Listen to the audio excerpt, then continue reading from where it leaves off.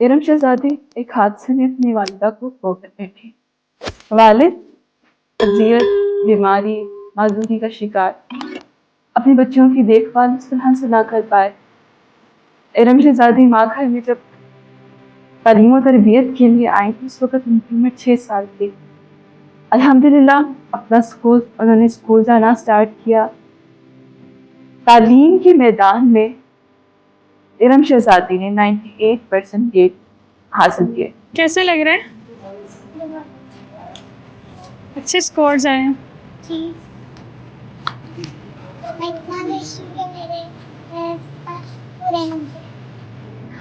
वो बच्ची जिसका मुस्तकबिल तारीख हो सकता था, आज उम्मीद की किरण आपकी मदद से उस बच्ची ने पढ़ना लिखना स्टार्ट किया।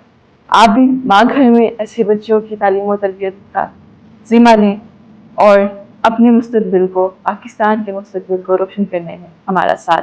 शऊर वेलफेयर फाउंडेशन एक रजिस्टर्ड इदारा पाकिस्तान भर में फलाही मंसूबों के जरिए इंसानियत की खिदमत कर रहा है। सदकात, ज़कात और अतियात के लिए डिस्क्रिप्शन में फॉर्म का लिंक मौजूद है। अतिया करें और खैर बांटें।